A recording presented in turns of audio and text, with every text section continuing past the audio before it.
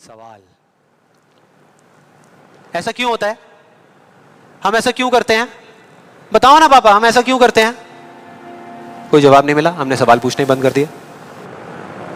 आज हमारे पास में टाइम ही नहीं है कि एक दिन में कुछ सेकंड्स के लिए रुक करके हम अपने आप से पूछें कि भाई जो मैं कर रहा हूं वो कर क्यों रहा हूं। पता ही नहीं है, ध्यान ही नहीं है उस तरफ। और जब तक उस तरफ ध्यान नहीं होगा कुछ नहीं होगा। और सिर्फ उस पर विश्वास मत करो जो मैं बोल रहा हूं, हिस्ट्री को उठा करके देख लो। कोई भी इंसान किसी भी फील्ड में अगर सक्सेसफुल हुआ है तो उसमें और बाकी लोगों में क्या फर्क था? क्या वो दूसरों से ज्यादा इंटेलिजेंट था? क्या उनके पास दूसरों से ज्यादा जवाब होते हैं? यस और नो? नो। उनके पास में दूसरों से ज्यादा अच्छे सवाल होते हैं। हर चीज में एक ही सवाल कि अगर ये दुनिया ऐसी है तो ऐसी क्यों है, और क्यों मैं इस दुनिया को बदल नहीं सकता? अगर पूरी दुनिया मुझे ये कहती है, मेरे घर वाले मुझे कहते हैं कि मेरी तो किस्मत ही खराब है, मेरी हाथ की लकीरों में ही कमी है, तो क्यों मैं अपनी हाथ की लकीरों को नहीं बदल सकता? हर चीज में एक ही सवाल।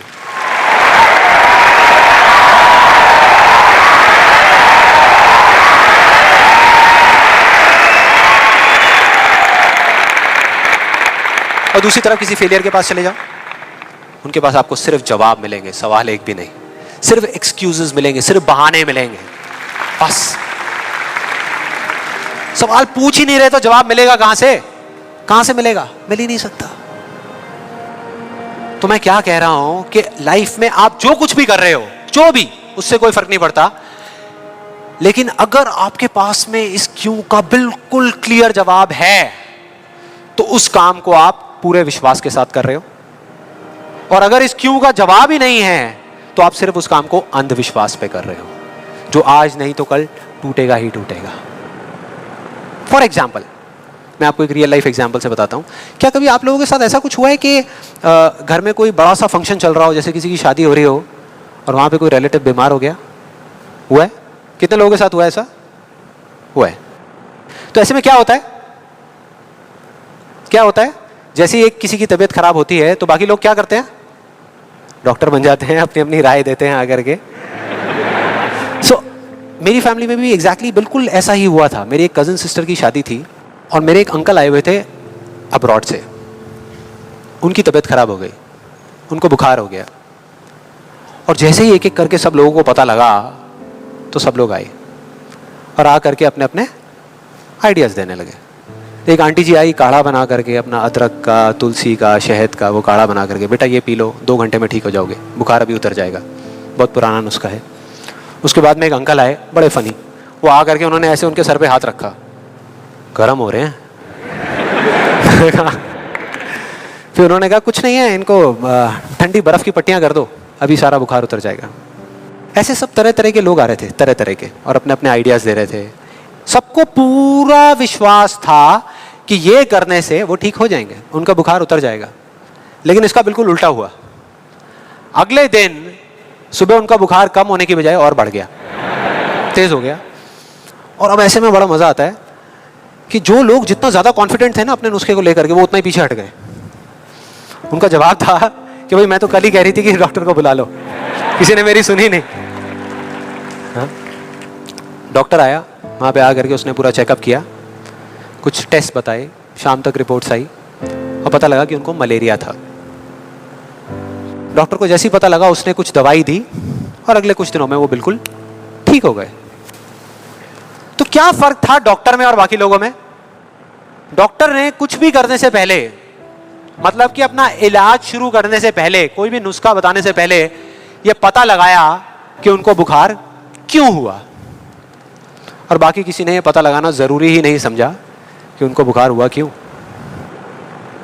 डॉक्टर को पता था कि उस बीमारी का कॉज क्या है, उसकी जड़ क्या है, उसकी वजह क्या है, और इस वजह से उसको पूरा विश्वास था कि मैं ये दवाई दूंगा और वो ठीक हो जाएंगे। बाकी सब जो कह रहे थे कि हमको विश्वास है, उनको सिर्फ अंधविश्वास था कि वो ठीक हो जाएंगे, वो विश्वास नहीं था।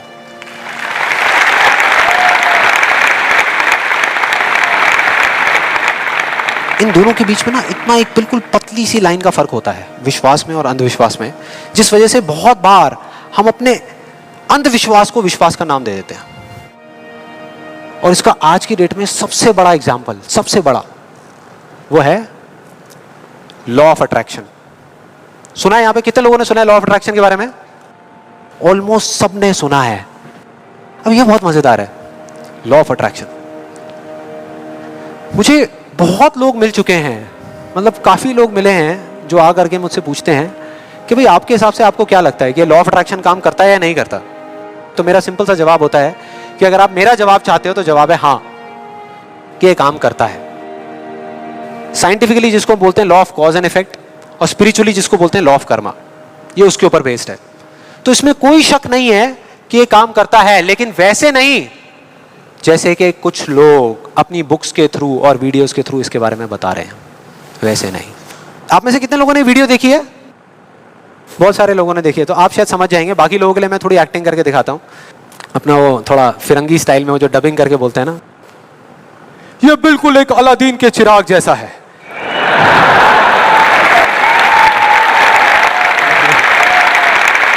बिल्कुल ऐसा लगता है किसी चमत्कारी बाबा की बात हो रही है, जो आशीर्वाद रखेंगे और काम हो जाएगा 1 सेकंड में। बिल्कुल ऐसा लग रहा है सुनने में। ये बिल्कुल एक अलादीन के चिराग जैसा है, आपको सिर्फ हुक्म देना है कि आप क्या चाहते हैं। आपको बंगला चाहिए, आपको गाड़ी चाहिए, आपको पैसा चाहिए, आपको सिर्फ बताना है कि आपको क्या चाहिए, फिर देखिए क्या होगा। ये प्रकृति आपके सुर से सुर मिलाएगी, ताल से ताल मिलाएगी।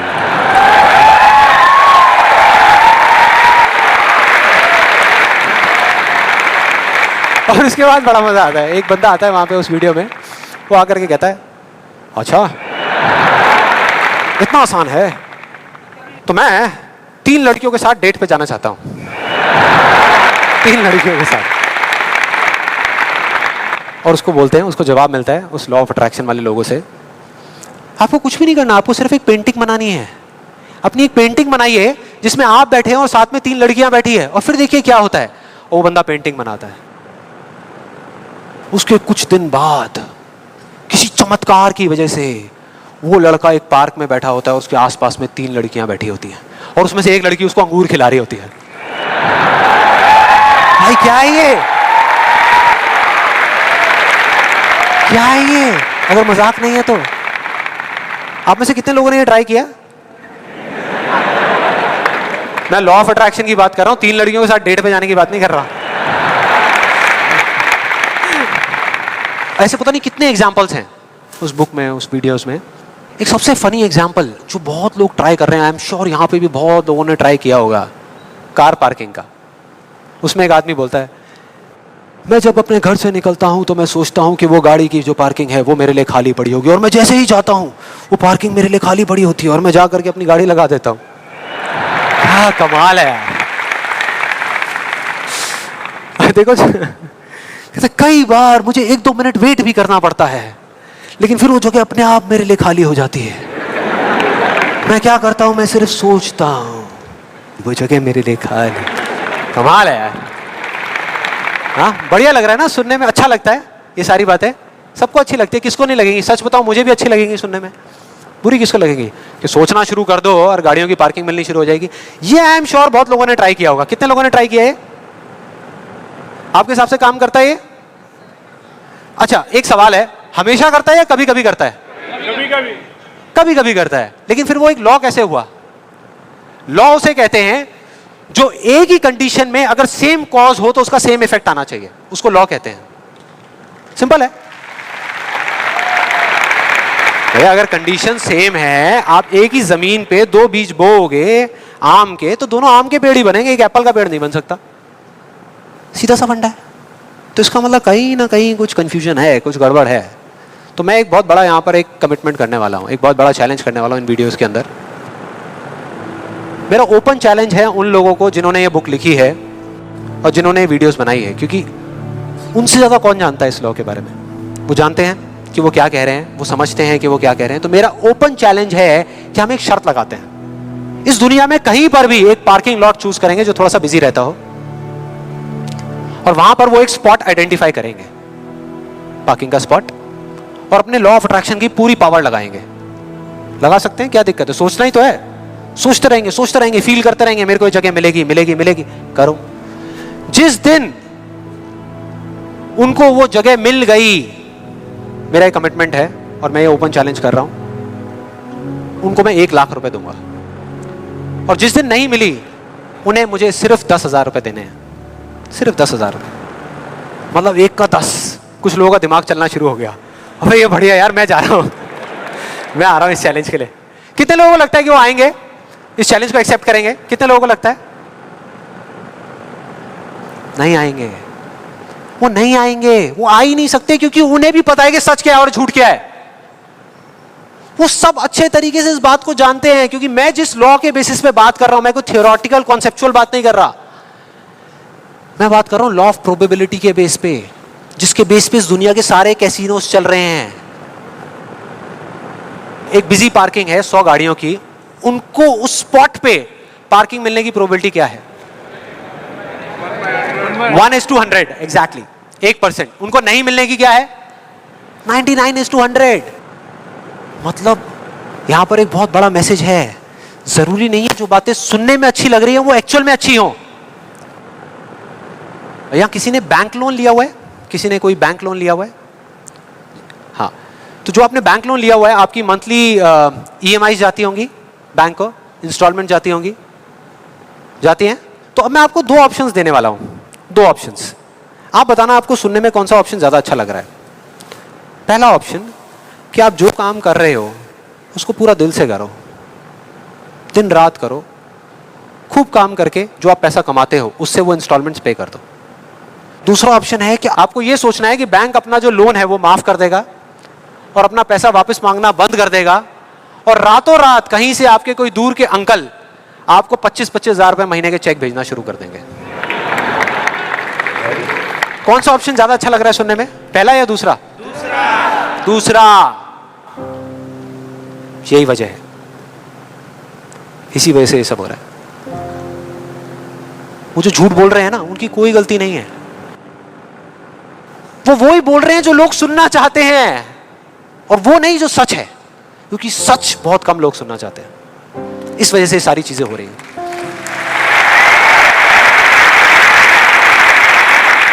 और मैं इस सेशन का आपको एक फाइनल एग्जांपल देने वाला हूं, जिसके बाद में अभी आपके मन में जितने भी डाउट चल रहे होंगे ना, वो सारे धीरे धीरे क्लियर हो जाएंगे। ये एग्जांपल है 2 लड़कों का, 2 लड़कों का जिनकी एज है 18 साल, और दोनों का एक ही डिजायर है कि मेरे को एक BMW गाड़ी चाहिए।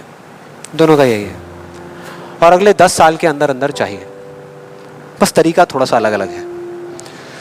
जो पहला लड़का है उसने क्या किया, अपना एक गोल सेट किया। उसने एक अपनी डायरी में लिख दिया, पोस्टर्स ला करके उस गाड़ी के अपने घर में लगा दिए जगह जगह पर, 24 घंटे उस गाड़ी के बारे में सोचने लग गया कि ये गाड़ी मुझे चाहिए चाहिए चाहिए। रोज रात को बैठ करके फील करता कि मेरे को गाड़ी मिल गई है, आवाजें निकालता, जू जू जू ये वो, और करते करते ब्रेक मार रहा है, ये कर रहा है वो कर रहा है। एक्चुअल में नहीं मिली है, इमेजिन कर रहा है, फील करने की कोशिश कर रहा है, उस गाड़ी को एक्सपीरियंस करने की कोशिश कर रहा है, क्योंकि ऐसा बहुत बुक्स में लिखा हुआ है। लॉ ऑफ अट्रैक्शन में भी यही बताया गया है। यस और नो? अब इसको करने से क्या हो रहा था, पहले उसकी सिर्फ एक विश थी, एक चाह थी कि हाँ मेरे को ये गाड़ी मिल जाए, नहीं भी मिले तो कोई फर्क नहीं पड़ता, लेकिन अब उसका वो बर्निंग डिजायर बन गया। अब उसको गाड़ी हर हालत में चाहिए ही चाहिए अगले 10 साल में। अब आप में से कुछ लोग सोच रहे हो, आप में से कितने लोगों ने मेरा इल्यूजन टू रियलिटी वाला सेशन देखा है? आप सोच रहे हो यार आपने इल्यूजन टू रियलिटी में भी तो यही बात करी है, और आप खुद ही उसके अगेंस्ट बोल रहे हो। लग रहा है कुछ लोगों को, लग रहा है ऐसा लग रहा है। देखो मैंने क्या कहा था आपको अभी थोड़ी देर पहले, कि विश्वास और अंधविश्वास में सिर्फ एक पतली सी लाइन का फर्क होता है, इधर कुछ और इधर कुछ और। अगर आप ध्यान से मेरी जितनी भी वीडियोस देखोगे, आज तक मैंने जो कुछ भी कहा उसको देखोगे, तो मैंने किस चीज के बारे में बात करी है? किसी चीज को हासिल करने के बारे में, गाड़ियों के बारे में, पैसे के बारे में, बंगले के बारे में, या किसी काम पे फोकस करने के बारे में? काम पे फोकस करने के बारे में, चीज के बारे में नहीं। मतलब इस टेक्निक में कोई कमी नहीं है। इस टेक्निक को यूज जो लोग कर रहे हैं 90% वो गलत तरीके से कर रहे हैं, जिस वजह से प्रॉब्लम्स क्रिएट हो रही है। अब दूसरे लड़के की बात करते हैं, उसमें और इसमें क्या फर्क था। दूसरा जो लड़का था उसका भी डिजायर था कि मुझे ये गाड़ी चाहिए, बस एक छोटा सा फर्क था। उसने एक सवाल पूछ लिया अपने आप से, उसने एक सवाल पूछ लिया अपने आप से कि मुझे ये गाड़ी क्यों चाहिए? क्यों चाहिए? अब ये काम ना बड़ा बोरिंग लगता है सुनने में कि यार क्यों चाहिए, ये सोचने की क्या जरूरत है, सीधा गाड़ी लो ना, शॉर्टकट, फटाफट। लेकिन नहीं, उसने ऐसा नहीं किया, उसने गलती नहीं करी, उसने पूछ लिया। और जब हम सवाल पूछते हैं तो क्या होता है? जवाब मिलता है, जवाब मिलता है। और उसको मिल गया। जवाब ये था कि मैं ये गाड़ी इसलिए चाहता हूं क्योंकि मैं अपने फ्रेंड्स को, अपने रिलेटिव्स को, इस पूरी दुनिया को ये प्रूव करना चाहता हूं कि मैं भी सक्सेसफुल हो सकता हूं।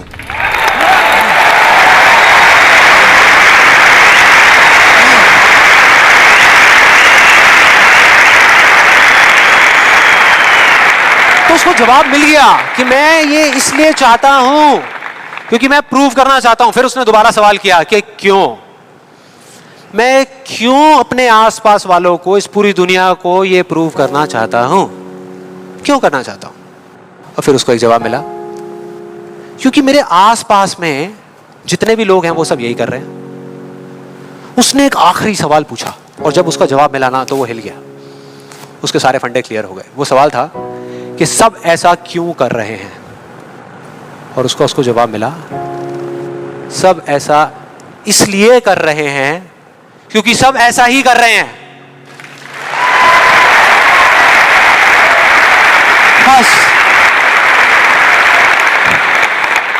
उसको समझ आ गया कि एक रेस लगी हुई है जहां पर सब भाग रहे हैं, कोई तेज भाग रहा है, कोई धीरे भाग रहा है, लेकिन किसी को पता ही नहीं है कि वो भाग क्यों रहे हैं।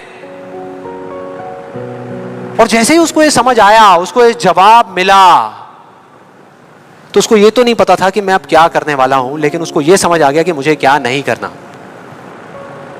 उसने डिसाइड कर लिया उसी टाइम, उसी मोमेंट में ये डिसाइड कर लिया कि मुझे नहीं बनना इस रैट रेस का हिस्सा, मुझे नहीं प्रूव करना किसी को कुछ भी, मुझे नहीं चाहिए कोई गाड़ी वाड़ी।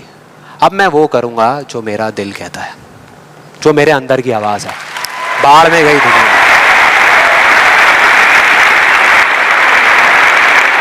और जैसे ही उसको ये अंदर से उसकी आवाज आई कि मुझे ये चीज करनी है, तो वो जवाब उसके अंदर से ही निकल करके आ गया। और उसको जवाब मिला कि 3 साल पहले वो सबसे ज्यादा क्लोज इस पूरी दुनिया में अपने फादर के था, अपने पापा के। और दोनों का रिलेशन एक बाप बेटे का कम और एक दोस्त का ज्यादा था। उसके पापा की एक छोटी सी हैंडीक्राफ्ट की दुकान थी दिल्ली में, और वो क्या करते थे, छोटे छोटे गांव में जाते और जा करके वहां के कारीगरों से कुछ सामान लेकर के आते और अपनी दुकान में बेचते। ये उनका काम था। एक बार वो एक गांव में जा रहे थे तो उनका बेटा भी उनके साथ चला गया। ये लड़का उनके साथ चला गया क्योंकि उसकी छुट्टियां चल रही थी। और दोनों उस गांव में एक ढाबे पे बैठ करके, शाम का टाइम था, खाना खा रहे थे। खाते खाते एकदम से उसके फादर के यहाँ पे दर्द उठा, लेफ्ट साइड में दर्द होना शुरू हो गया। और उस लड़के ने एक सेकंड भी नहीं लगाया, फटाफट से अपने फादर को लेकर के एक पास के हॉस्पिटल में चला गया। वहां जाकर के जो डॉक्टर्स थे उस गांव के हॉस्पिटल के, उन्होंने कहा कि आप इनको जल्दी से जल्दी किसी बड़े हॉस्पिटल में ले जाओ, टाइम नहीं है। लेकिन वो बड़ा हॉस्पिटल उस गांव से 3 घंटे की दूरी पे था।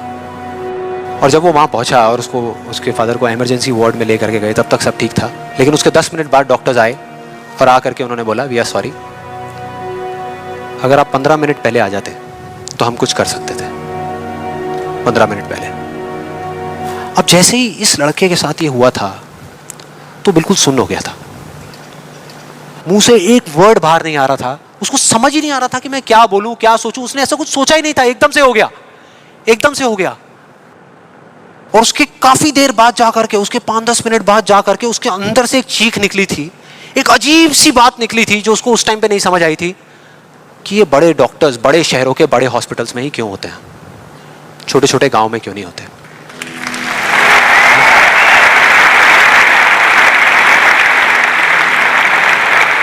उस टाइम उसको नहीं समझ आया, आज समझ आ गया।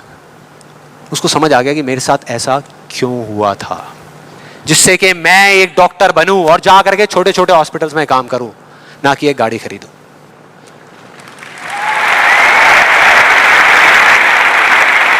और इस एक सवाल ने, एक वर्ड के सवाल ने, क्यों ने, उसकी पूरी पूरी लाइफ का डायरेक्शन ही चेंज कर दिया। जहां एक तरफ उससे एक दिन में 1 घंटा भी पढ़ाई नहीं होती थी, अब वो दिन में 12-12 घंटे पढ़ने लगा। उसके कुछ साल बाद वो एक हार्ट सर्जन बन गया और जा करके कुछ बड़े हॉस्पिटल्स में बड़े डॉक्टर्स को असिस्ट करने के बाद में छोटे छोटे गांव में चला गया। ये थी उस दूसरे लड़के की कहानी।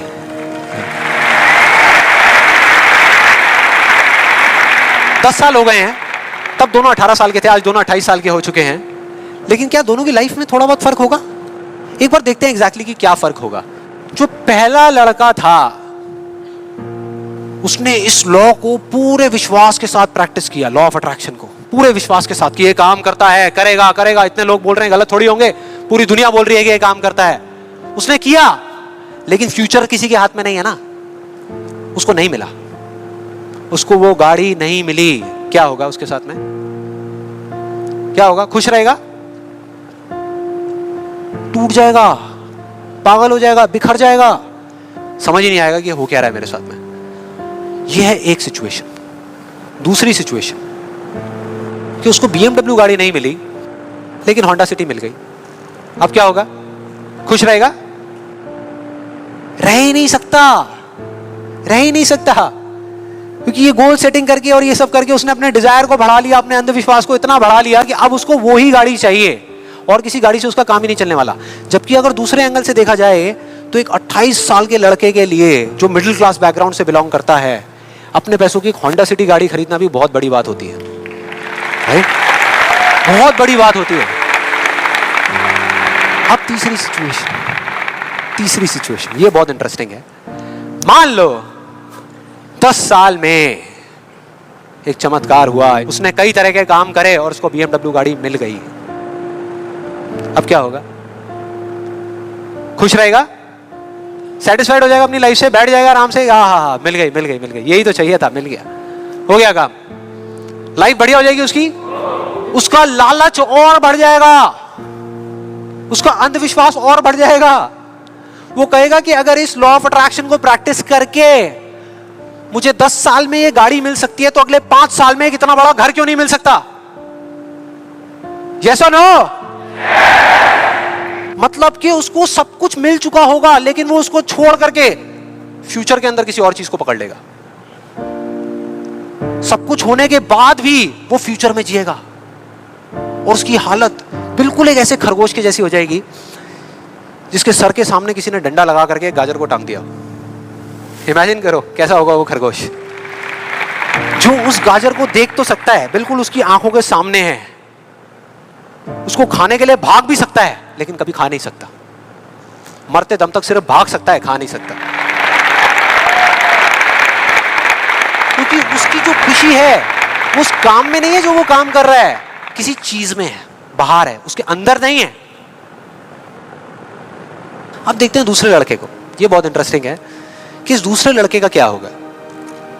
10 साल हो गए, वो छोटे छोटे गांव में जा करके अपना काम कर रहा है और पहली सिचुएशन, उसको गाड़ी नहीं मिली, BMW गाड़ी उसको चाहिए थी 10 साल पहले लेकिन आज नहीं मिली, तो क्या होगा? क्या होगा? खुश रहेगा। उसकी खुशी किसी गाड़ी में नहीं है, किसी चीज में नहीं है, उसके काम में है। कल जो मिलने वाला है उसमें नहीं है, आज जो वो कर रहा है उसमें है।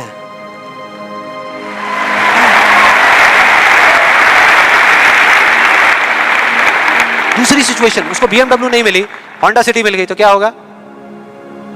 तो भी खुश रहेगा, बहुत खुश रहेगा, एब्सोल्युटली। उसने मांगी नहीं थी, फिर उसको मिल गई, बहुत खुश रहेगा। उसको BMW मिल गई तो क्या होगा?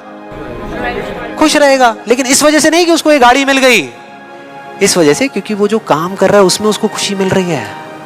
और एक सबसे बड़ा फर्क पता है क्या है यहाँ पर इन दोनों के अंदर? सबसे बड़ा फर्क अगर आप ध्यान से देखोगे,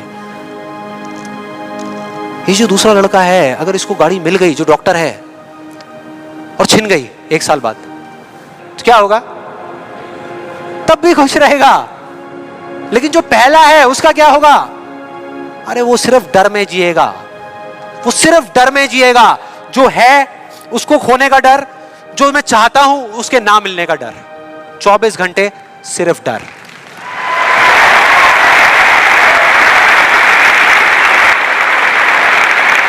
डर ही डर, सब कुछ होगा उसके पास में लेकिन फिर भी अंदर से डरा हुआ होगा, यार कोई मेरी गाड़ी ले ना ले, अरे कोई इस पे स्क्रैच ना मार दे। स्क्रैच के पीछे मैं सुन रहा हूं आजकल मर्डर्स हो रहे हैं कि तूने मेरी गाड़ी पे स्क्रैच कैसे मार दिया, ले धाड़, खत्म। क्या हो रहा है भाई, क्या हो रहा है, किस वजह से हो रहा है, उसकी जड़ क्या है? यही है जिसकी मैं बात कर रहा हूं अभी, यही है। अभी तक मैंने जो कुछ भी कहा है उसको एक लाइन में अगर इन दो के बीच का फर्क आपको बताऊं तो वो ये है, पहला आदमी बोल रहा है कि इस चीज को पाने के लिए मैं कोई भी काम करने को तैयार हूं, और दूसरा बोल रहा है इस काम को करने के लिए, ये जो मैं अभी कर रहा हूं, मैं अपनी कोई भी चीज गंवाने को तैयार हूं।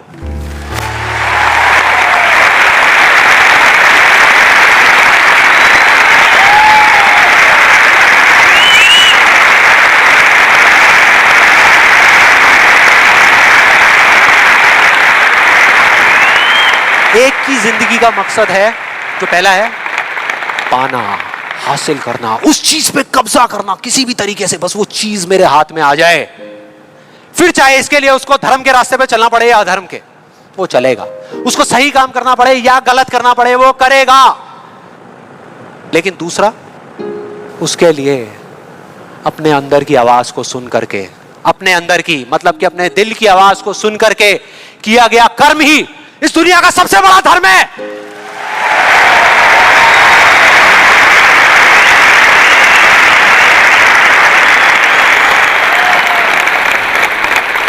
बस यही एक मकसद है उसकी जिंदगी का, अंदर की आवाज को सुनते जाओ, चलते जाओ, सुनते जाओ, चलते जाओ, जो होगा देखा जाएगा।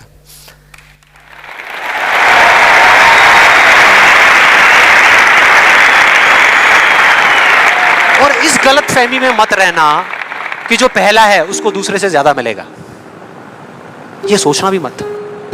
जो पहला है ना, उसको चाहे कितना भी मिल जाए, कितनी भी चीजें मिल जाए, कितना भी कुछ हो उसके पास में, लेकिन उसमें और एक भिखारी में कोई फर्क नहीं है, कोई फर्क नहीं है।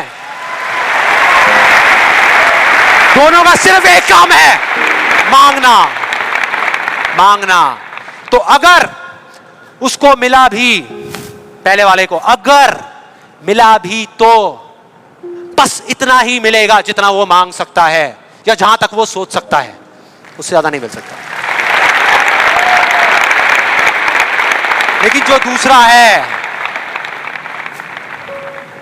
उसको जिस दिन मिलना शुरू होगा ना, बिना कुछ मांगे, बिना मांगे, वो इतना होगा, इतना होगा जितना वो खुद तो क्या इस पूरी दुनिया में कोई सपने में भी नहीं सोच सकता, सपने में भी नहीं सोच सकता।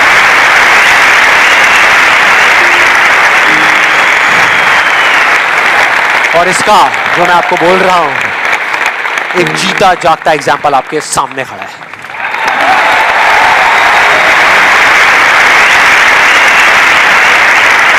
और जिस दिन आपने भी मेरी तरह इस रास्ते पे चलना शुरू कर दिया, तो वो दिन दूर नहीं है जब आपके पास सब कुछ होगा, आपके आस पास में जो आपको चाहिए उससे बहुत ज्यादा होगा, सब कुछ होगा, लेकिन फिर भी अपना कुछ भी खोने का डर नहीं होगा। चला जाए, चला जाए, चला जाए, ये जाए, वो जाए, कुछ भी जाए, कोई डर नहीं है। और ये डर नाम की दीमक है ना, जो लोगों की आंखों में दिखती है, जो अंदर ही अंदर लोगों को खोखला कर रही है, वो आपके अंदर जाना तो दूर, आपको छू भी नहीं पाएगी, छू भी नहीं पाएगी। You'll be fearless! ना जीने का लालच, ना मरने का डर। जो करोगे यहां से करोगे।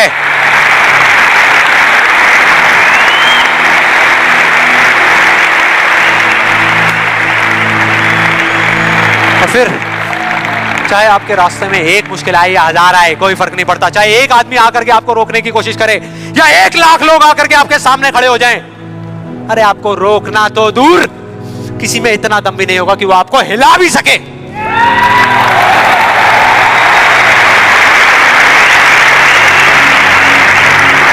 क्योंकि उस दिन आप पर खुद उसका हाथ होगा।